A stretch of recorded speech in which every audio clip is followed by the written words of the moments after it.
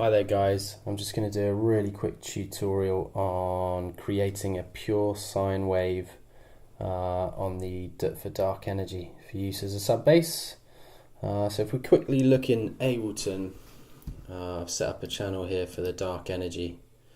I've got a MIDI channel which I've just made a really basic MIDI clip bass line as an example.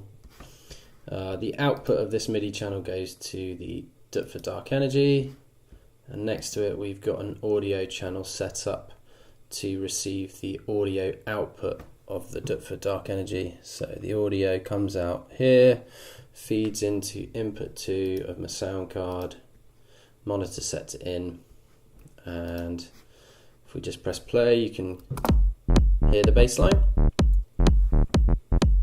So I've just made a really basic top end kind of bass line patch. I'll just quickly record 8 bars of that, and then afterwards we're going to record a sub bass layer using exactly the same MIDI notation.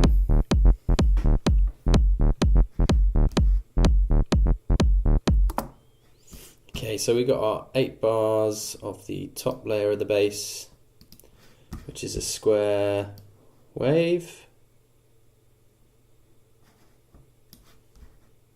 I'm just going to call that top bass.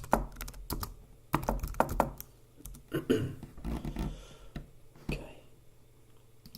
So on the Doepfer Dark Energy there isn't actually a sine wave option in the oscillator section. You've either got the choice of a triangle, a square, or a sawtooth wave.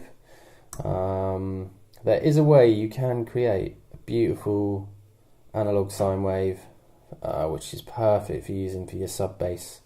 In electronic music, for your sub bass, you want it to be a pure sine wave, just to sound really kind of pure and powerful and clean and translate well on a club sound system.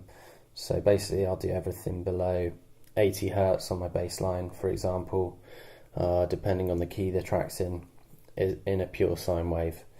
The key to making a sine wave on the Dark Energy, like I mentioned, you can't do it in the oscillators. The key is using the filter. So basically what you need to do is turn the resonance right up, and then you get that self oscillation sort of acid sound starting. And what you need to do is turn the filter cutoff right down and tune it into your bass line, so it's in tune with the square wave oscillator.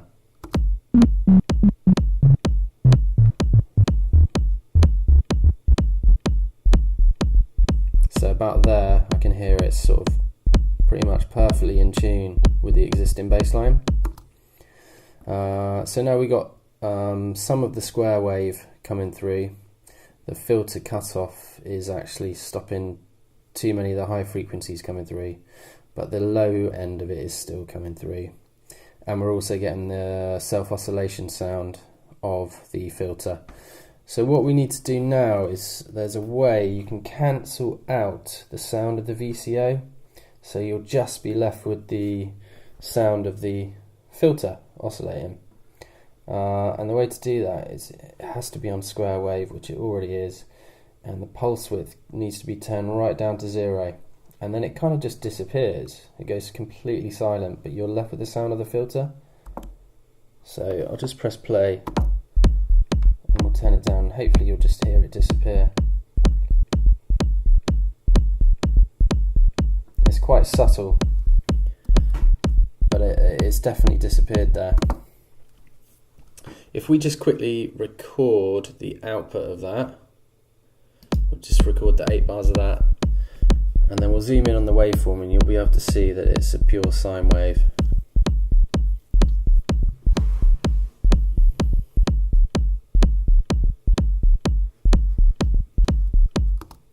Okay, so we've got 8 bars of that. We're going to call that sub bass. If we just zoom in on the waveform here, you'll see, lo and behold, we've got a beautiful pure sine wave waveform, perfect for our sub bass. I'm just going to mute the output of the Dark Energy now. I've set up an audio track here and here for our two different bassline layers. So top bass I'm going to put there, and the sub bass I'm going to put there. On the top layer bass, I'll just play that on its own.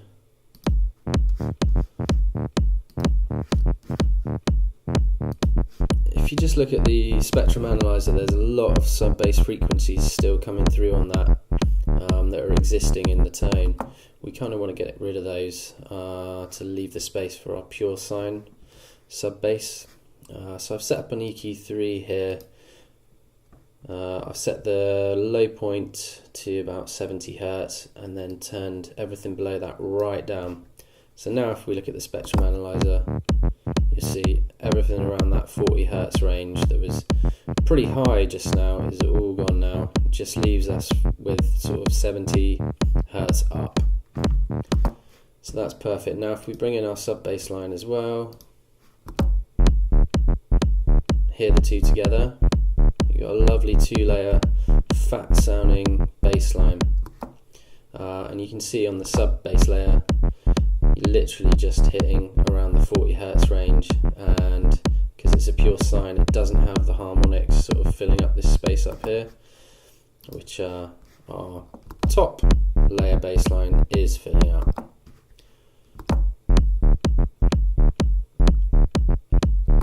There's another way you can do it as well. I'll just mute those, put the Dark Energy back on.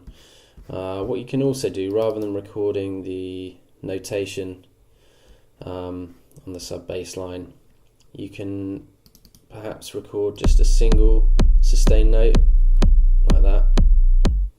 So we'll just quickly record the output of that.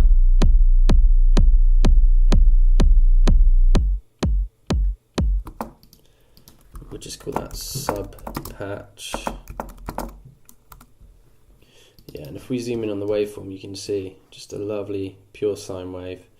And then what we can do is set up a MIDI track here and put in a sampler. If we go to Ableton Instruments and choose the simpler, you can drop that on the MIDI channel, and then we can drop that sustained sine wave we've just recorded into our sampler. Just turn the volume up on that, and I know we're going to have to drop that one octave. Okay, and then if we drag the MIDI clip or copy it over to our sampler, press play. Oh, hang on, we're playing the Dark Energy at the same time there. Okay, so this is just the sampler coming through. Again, we've got that sine wave bass line. We can just add the top layer audio bass line to that.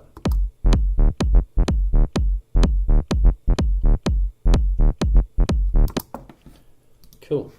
And what's quite useful doing it this way is you can save that patch. You could save this as an instrument for use later on in future tracks.